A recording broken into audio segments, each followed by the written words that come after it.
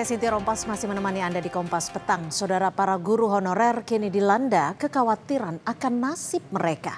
Muasalnya adalah isu penataan tenaga non-ASN lewat surat edaran Kementerian Pendidikan Dasar dan Menengah nomor 7 tahun 2026. Tidak sedikit yang menyalahartikan aturan ini sebagai langkah penghapusan guru honorer pada akhir 2026. Inilah catatan Kompas TV, guru honorer menanti kepastian nasib.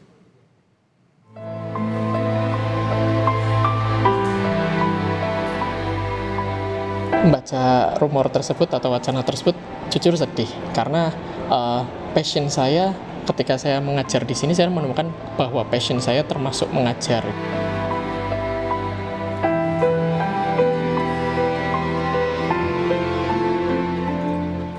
Pagi belum sepenuhnya merekah di Solo, namun Laksma Ayan Wifa sudah memacu langkah dari kamar indekosnya. Baginya setiap detik adalah pertaruhan.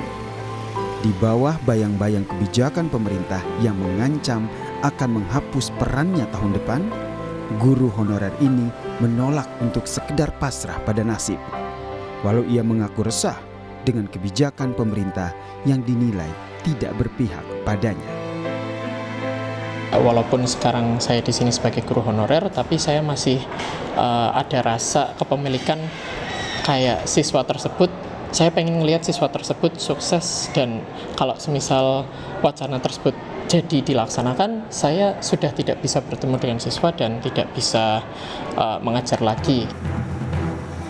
Laksma dan para guru honorer lainnya memang kini dilanda kekhawatiran akan nasib mereka. Muasalnya adalah isu penataan tenaga non-ASN lewat surat edaran Kementerian Pendidikan Dasar dan Menengah nomor 7 tahun 2026. Tidak sedikit yang menyalahartikan aturan ini sebagai langkah penghapusan guru honorer pada akhir tahun 2026. Dalam poin nomor 3 Permen tersebut, penugasan guru non-ASN di sekolah negeri dilaksanakan sampai dengan tanggal 31 Desember 2026. Sementara dalam Undang-Undang Aparatur Sipil Negara nomor 20 tahun 2023 diatur bahwa guru sekolah negeri wajib berstatus pegawai negeri sipil atau pegawai pemerintah dengan perjanjian kerja. Merespons hal ini, Menteri Pendidikan Dasar dan Menengah Abdul Mukmin menegaskan pembatasan pengangkatan guru honorer dilakukan demi penataan dan pendataan tenaga pendidik secara lebih akurat. Selama ini masih ditemukan pengangkatan guru honorer langsung oleh kepala sekolah tanpa koordinasi dan persetujuan dinas terkait. Ya, kalau rasio guru kita secara nasional itu sudah cukup, tetapi ada sekolah dan daerah yang kelebihan guru, ada daerah dan sekolah yang kekurangan guru. Nah, inilah yang kemudian kami berusaha untuk melakukan pendataan dan penataan, sehingga dengan pendataan itu nanti kita akan bisa mengetahui dengan jelas bagaimana status para guru itu. Karena banyak, mohon maaf, guru honorer itu diangkat begitu saja oleh kepala sekolah tanpa sepengetahuan dan sepersetujuan para kepala dinas. Anggota Komisi 10 DPR RI mendesak pemerintah untuk merombak total tata kelola guru di Indonesia dengan meminta nasib dan aturan para pendidik tidak lagi dikendalikan oleh Kementerian Pan-RB, tapi di bawah naungan Mendikdasmen. Jangan diatur di Pan-RB, guru itu nggak boleh. Guru itu rezimnya adalah Undang-Undang Pendidikan. Dia harus masuk prinsip undang-undang yang lex specialis. Nah, terus bagaimana hubungan antara Kemendikdasmen dengan Pan-RB? Hanya melaporkan saja, tidak menentukan kualifikasi. Yang menentukan kualifikasi adalah Dikdasmen. Di sisi lain, Federasi Serikat Guru Indonesia menilai kepastian status tidak akan berarti tanpa perbaikan kesejahteraan. Guru honorer bukan angka yang bisa dihapus demi penghematan, melainkan nyawa pendidikan yang layak hidup sejahtera. Bagaimana memastikan guru-guru ini dengan status barunya tadi gitu ya, itu tetap digaji gitu, tetap dibayar. Pastikan gitu mereka berubah status, tapi juga kesejahteraannya kalau bisa ditambah, bukan malah dikurangi atau daerah nggak mampu terus mereka jadi hilang gitu atau tidak dengan jadi dipecat kan begitu. Nah itu yang kita harus hindari. Di tengah badai ketidakpastian, Kemendikdasmen dan juga Kemenpan RB kini berpacu menyusun skenario transisi demi nasib para guru honorer. Di ujung pengabdian, banyak guru honorer kini hanya bisa menggantungkan asa pada selembar kepastian status sebelum lonceng aturan baru resmi berdentang pada awal tahun depan. Tim Liputan, Kompas TV.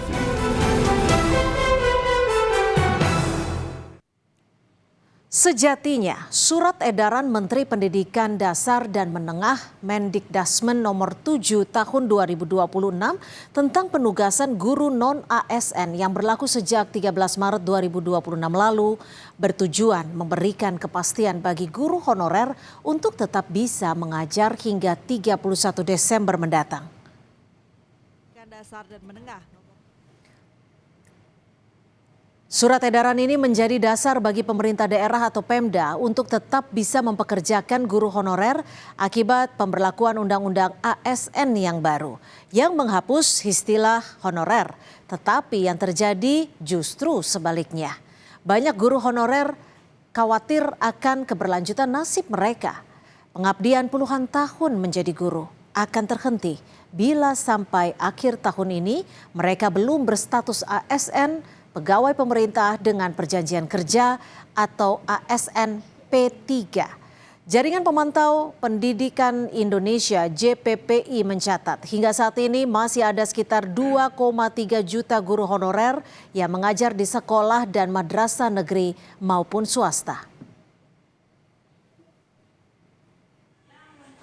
Tenggat waktu yang tersisa kurang dari 7 bulan untuk menjadi momok menakutkan bagi jutaan guru honorer tersebut. Karena banyak dari mereka belum berstatus sarjana, tidak memiliki sertifikat pendidik karena belum menempuh pendidikan profesi guru, atau tidak terdaftar dalam data pokok pendidikan alias Dapodik. Belum lagi, Pemda sering tidak mengusulkan jumlah kebutuhan guru yang sesuai dengan kebutuhan real di lapangan, dengan alasan tidak punya uang. Karena begitu alih status dari honorer menjadi ASN P3K terjadi, maka sumber penggajian bagi para guru berubah dari anggaran BOS yang menggunakan APBN ke anggaran belanja pendapatan daerah atau APBD. Keberatan gubernur, bupati, dan wali kota ada benarnya. Apalagi di tengah pemangkasan dana transfer ke daerah akibat politik efisiensi yang dijalankan Presiden Prabowo. Tetapi keberatan ini juga tidak sepenuhnya tepat karena sepanjang tahun 2026 publik masih dipertontonkan penggunaan dana APBD yang kurang prioritas seperti pembiayaan renovasi kantor, pembelian mobil dinas baru, hingga tunjangan operasional yang nilainya fantastis. Kurangnya keberpihakan sejumlah pemimpin daerah terhadap nasib guru masih diperburuk lagi dengan kasus korupsi yang menjerat mereka. Bahkan kurang dari 1 tahun saudara, yakni dari periode Agustus 2025 hingga April 2026 sudah ada 11 kepala daerah terjerat OTT KPK. Persoalan tentang ketidakpastian nasib guru honorer telah terjadi bertahun-tahun dan menjadi pekerjaan rumah yang tidak pernah selesai dari presiden ke presiden. Butuh political will dan keberpihakan yang kuat dari semua stakeholder pemerintahan, baik di pusat maupun di daerah, untuk menjalankan undang-undang yang mengubah status guru honorer menjadi ASN P3. Tentu tidak hanya stakeholder pendidikan saja yang terlibat, tetapi juga stakeholder lintas kementerian seperti keuangan, pengaturan birokrasi, hingga Kementerian Dalam Negeri. Jika pemerintah saat ini memprioritaskan pemenuhan gizi anak melalui program MBG, sudah sepatutnya dibarengi dengan prioritas perbaikan dan kepastian nasib guru honorer sebagai faktor penting kualitas pendidikan. Pemenuhan gizi anak dan perbaikan kualitas pendidikan adalah dua sisi mata uang. Keduanya tidak boleh terpisah, apalagi dibedakan skala prioritasnya.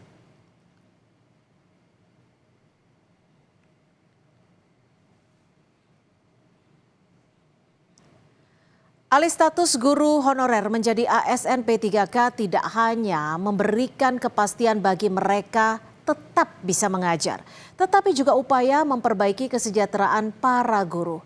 Jangan ada lagi guru yang tidak bisa membeli buku karena untuk menghidupi keluarganya saja tidak mampu. Demikian catatan Kompas TV pekan ini.